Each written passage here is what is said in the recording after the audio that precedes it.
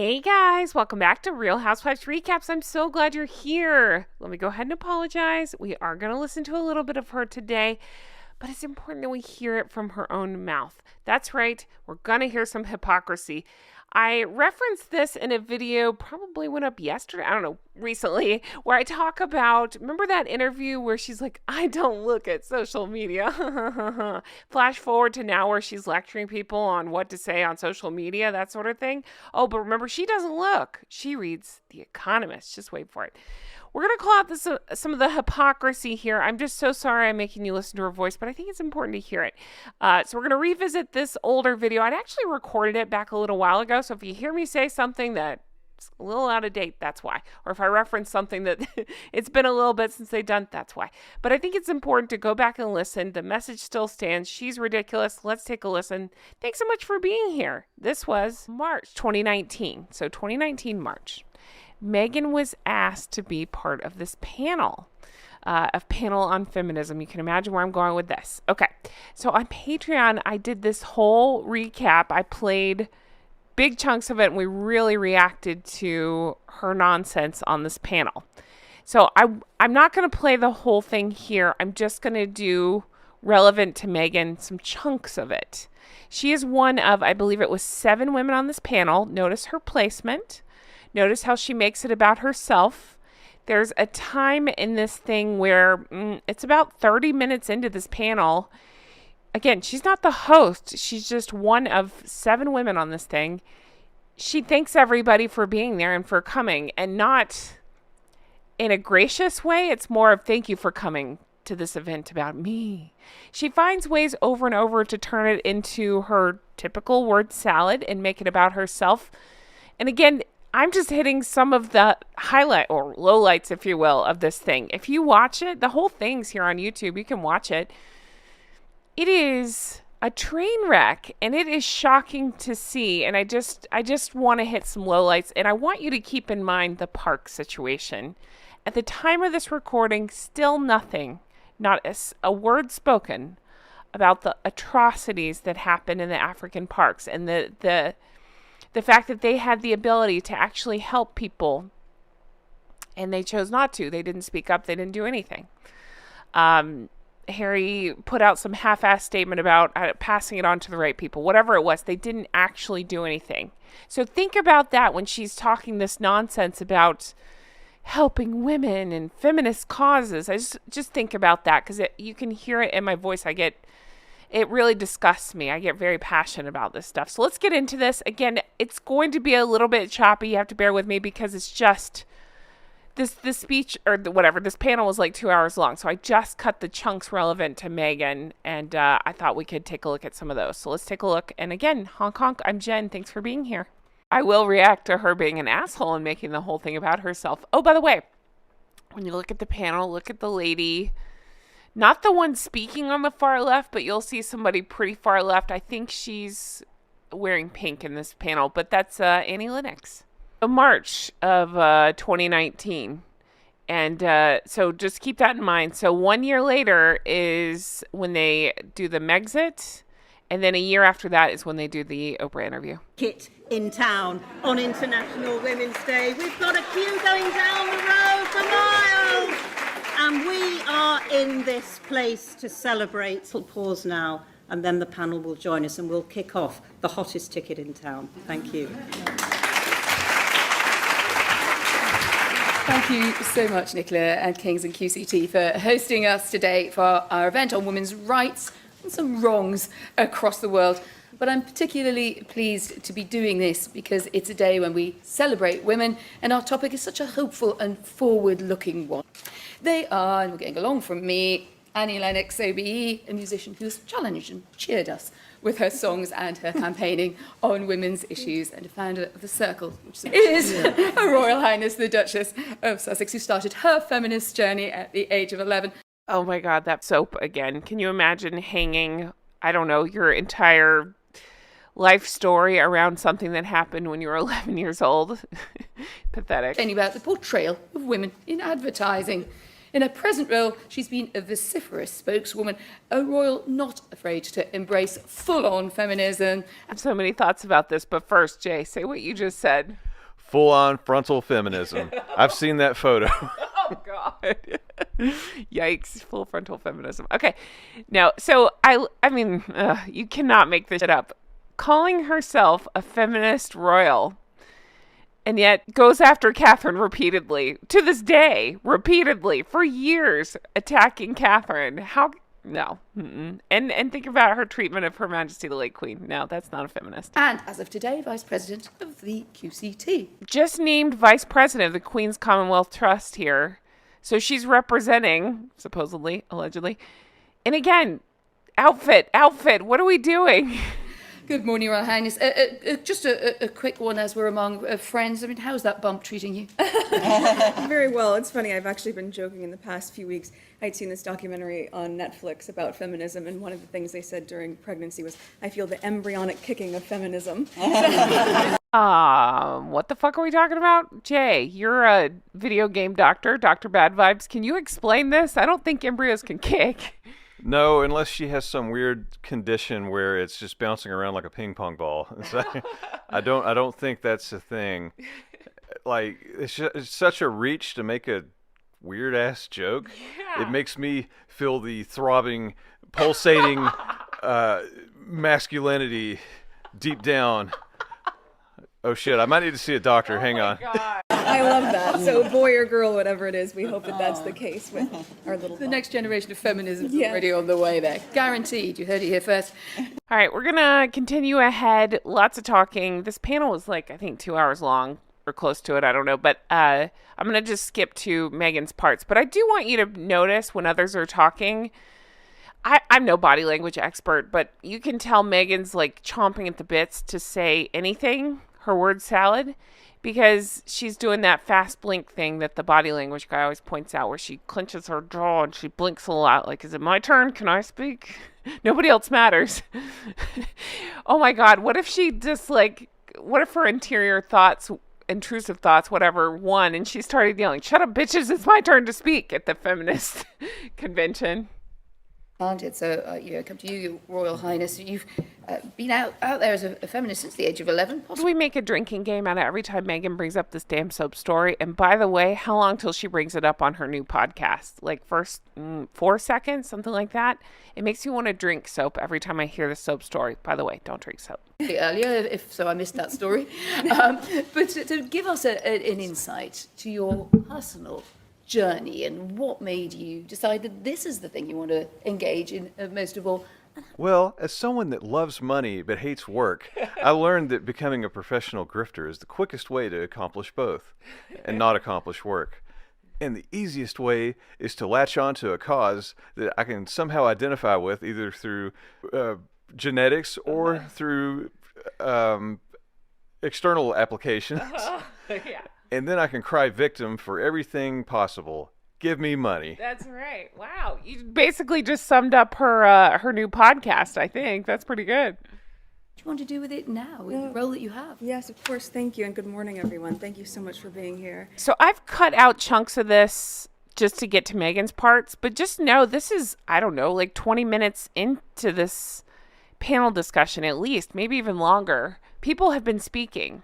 And so Meghan takes this opportunity to say, "Good morning, and thank you for being here," as if she's hosting the whole thing, as if it's her panel and everybody else are just guests at the Meghan show. I mean, it's not that I'm surprised or this is anything new. It's just something to keep in mind. Good morning, and thank you for being here. Can you imagine going into a meeting at your work where your boss has called you in and there's, 10 people in the room and you guys are talking about business ideas and you say, "Good morning, everybody, and thank you for being here." It's like, what are you doing? It's not your meeting. It's not about you. What are we doing?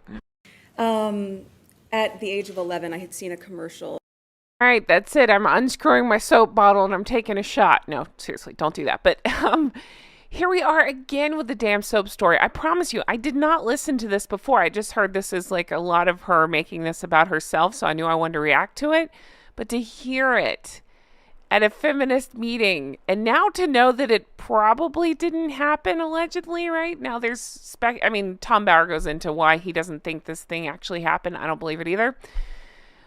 But even if it did, you can hang in your hat on something you did when you're 11 years old. You haven't done anything else cool since then? Nothing? All right. Yeah, what, you've had 30 plus years to do something else, and this is the thing you keep talking about? I mean, I'm just like a bystander in this reporting that Jen does, but I've heard this story so many fucking times. It's ridiculous. I mean, it's like, again, it's something when she was 11.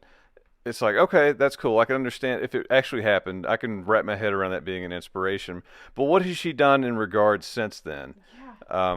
Maybe Bully women. yeah, I know. It's like the reported accounts of bullying, the way she treated the Queen and Catherine. Not really uplifting her sisters, it seems, so to speak. But maybe by next year she can tell a story about how they fixed this whole park situation and spoke out. Oh, they haven't. Okay. All right. Well, soap it is. At the time that I found to be very sexist. And, truth be told, at 11, I don't even think I really knew what sexism meant. I just knew that something struck me internally. No one was telling me that it was wrong, but I knew that it was wrong. And I think sort of using that as... Ding, ding, ding. There it is. Using that over and over, using that. That's all she has. To Jay's point, yeah, I just keep going back to this Parks thing. Not a word as of the time of this recording. Nothing. Let's just pretend it didn't happen and let it go away. Actual chance to help women. Silence. Let's talk about soap some more. So I'm going to go back to where they were asking Meghan a question where we left off on the last one, but I think it bears showing. Look at Meghan's face when somebody else is talking, the quick blinking, can't wait to talk for herself. She always does that weird thing with her teeth. Somebody told me it has to do with veneers getting like air bubbles out or something. It's just kind of rude when somebody's talking. Don't you know? She always knows where the camera is. How does she not know the camera is pointing at her for this? Yeah, come to you, Your Royal Highness. You've been out there as a feminist since the age of 11, possibly earlier, if so I missed that story.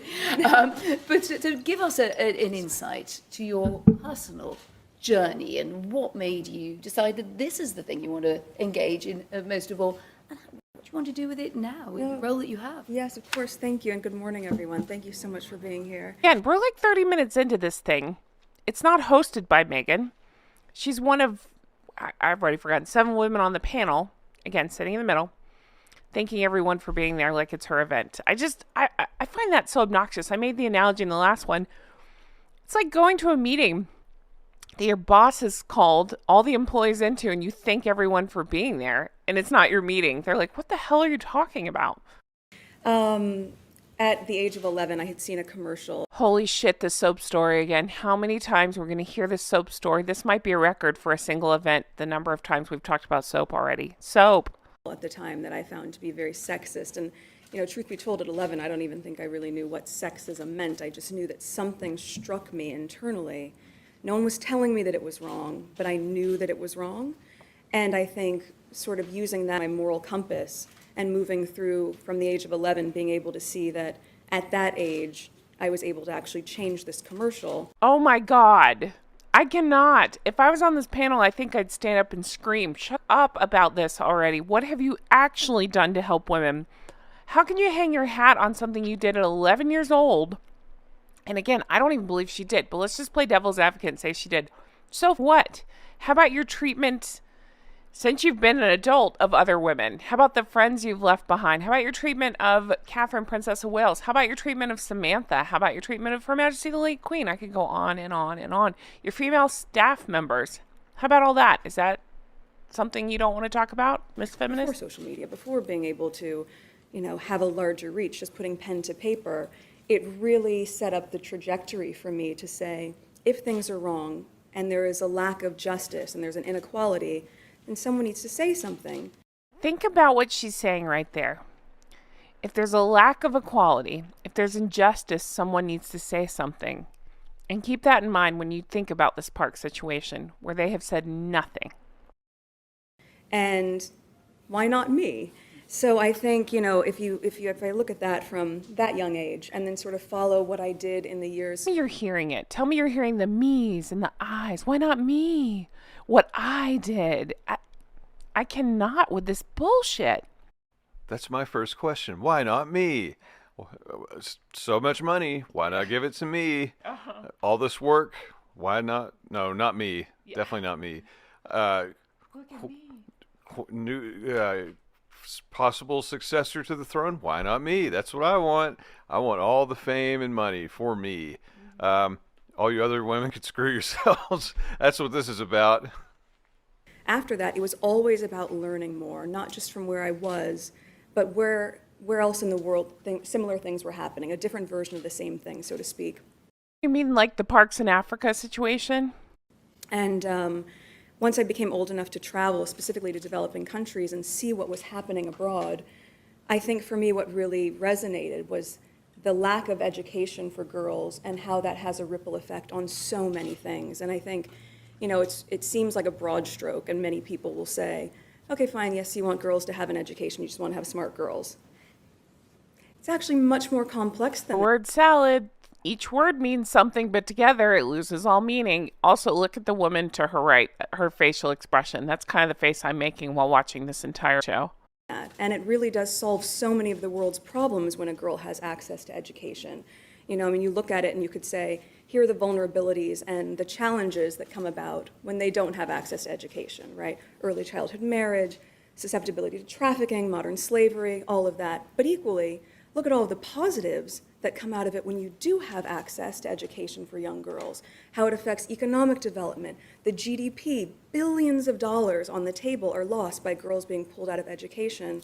Okay, I'm probably stating the obvious, but come on. She's taking just a basic sentiment like this. Like, yes, women should receive the same education and opportunity.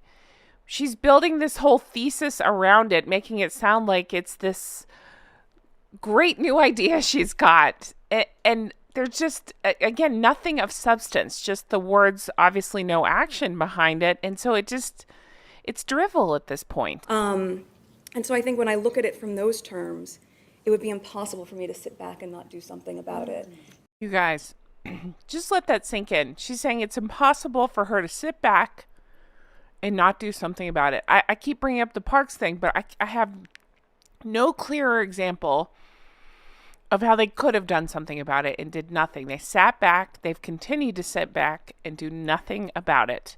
They're too busy doing photo shoots and ski resorts and whatever, but they do nothing about it. And I think, looking at my role that I'm very, very privileged to have now with the QCT, just expands that platform to be able to go to 53 Commonwealth countries and do this level of work all across the globe, because again, it is about global feminism. It is about a parity and equality for all of us. And so, yeah, it started at 11, but it still feels like it's just the beginning. So it's very exciting. Thank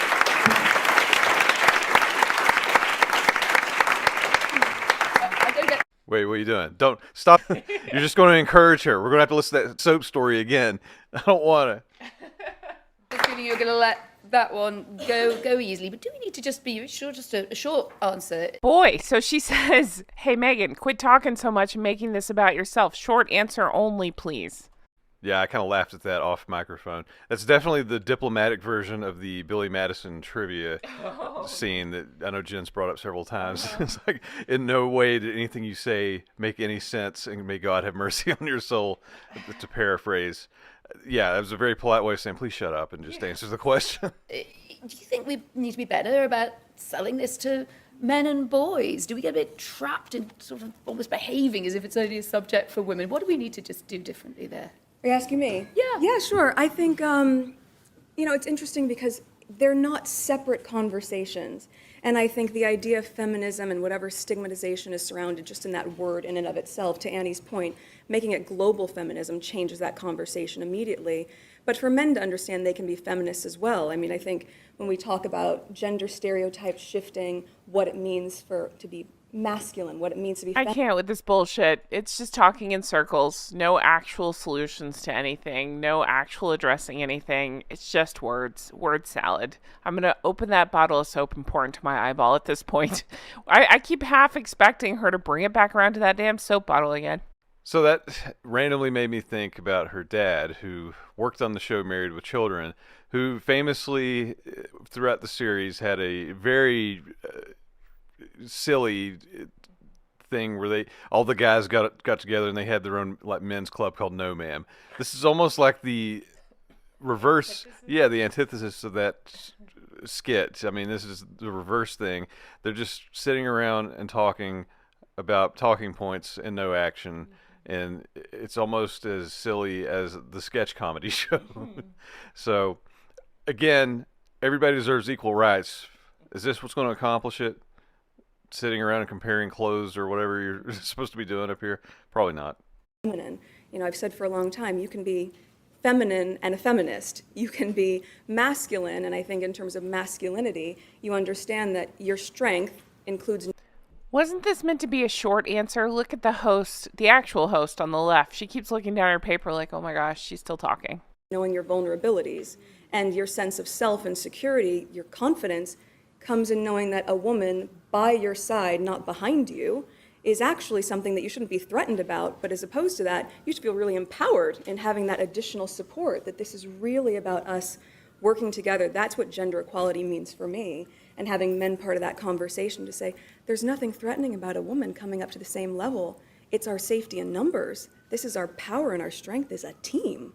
So, and that's gender neutral, if you really think about it. So I hope that men are part of the conversation. What now? Anybody care to explain that to me like I'm 5? That was just a lot of bullshit. My husband certainly is. Yeah, don't let him off.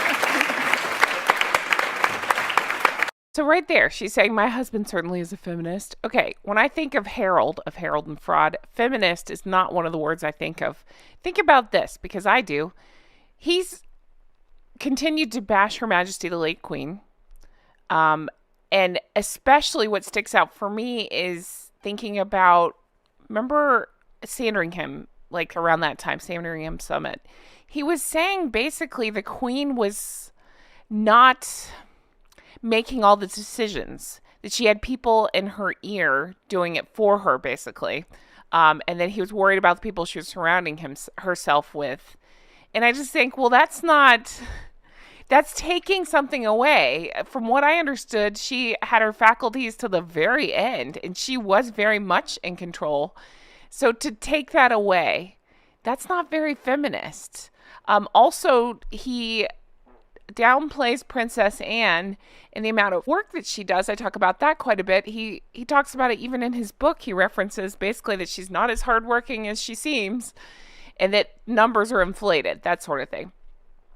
Again, how can you call yourself a feminist and bash the women in your family? I don't think that's a thing. So skipping ahead, a lady asks, a viewer or something asks, what can we, basically like, what are some tangible things we can do? What about giving access to feminine products, things like that for people in need? So the lady on the left of Meghan has some actual... She goes into how she's actually done things to help steps toward that. Actual tangible things to help women. Meghan can't stand it. She's blinking away, waiting for her turn, and just kind of jumps in when it's not. Here we go. Thoughts, experiences, just... We can all sort of probably speak to this in some regard, but I think, in developing countries as well, and this is where I had done some work in India a few years ago with this great organization called Minna Mahila, small grassroots, working in slum communities, trying to destigmatize what menstruation means for a lot of these young girls and women, but also giving them the access to be able to get the products, but in the same construct, having these women sort of mobilize. Here's the glaring difference to me. The lady on the left was talking about actually handing out products to women and ways to truly help people. And then Meghan jumps in when it's not her turn, makes it about herself and this supposed alleged whatever trip to India. And it just, again, with this word salad and no true results, no actual hands-on helping anybody with anything. Not that I expect it. It's just pointing out, I guess, the obvious, that she's just so full of herself that even this panel where they're trying to talk about tangible ways to help women, Meghan has to pull the focus back to herself and just give these abstract words. Salad doesn't actually fix anything. Time wasters. To be able to set up microfinance, to sell these pads and other things that are needed to other women within the community. So again, it feels like it's one issue, but it ends up solving so many, because when you see how many girls are hindered and taken out of schools simply because they're ashamed of going through that transition in their life, or because no one wants to talk about it, or because they don't have what they need and they're using old rags, literally, right? Which then, of course, is propelling disease and so many other symptoms that come from this. I think at the end of the day, if we are doing our part to just normalize the conversation, that's the first step, because again, this is 50% of the population that's affected by something that can also end up creating the most beautiful thing in the world. So it's sort of a strange one that it's ended up become so stigmatized, but I think to remember that it's also in our own communities that that's happening. The only way we shift that is by really talking about it, which is why I just can't. I love the lady on the left. Look at her face. She looks disgusted by what Meghan's saying, but I just can't. You heard it, right? She's pulling it around about, she takes this route of, people dealing with these situations where they need help around, again, menstruation issues and stuff. And Meghan takes the opportunity to turn it around into her pregnancy. And that's what she was talking about with the most beautiful thing in the world. Okay. All right. I just can't. I don't know. You say stuff. I can't. I think probably an employee of a train station that had to hang one of those dispensers up in the bathroom stall probably has done more than she has in that regard. Yeah. So I don't know what she's talking about. And yes, it's like, hey, everybody quit talking about all this shit that's not me. Let's talk about me again. All right. I think I've hit my limit with this stuff. That was just a big bunch of nonsense, but so cringy. Interesting to watch. Thank you guys so much for being here and for watching. Definitely let me know your thoughts on this one. I appreciate you all so much. I really do. I don't know what else to say. Just more word salad, zero follow through, zero action on her part. No wonder everything she touches turns to shit. Same with her stupid husband. Thank you guys for everything. I can't wait to bring you more stuff like this. If there's a cringe one you want me to react to, please let me know in the comments. And I'll talk to you guys again soon. Honk, honk, everybody.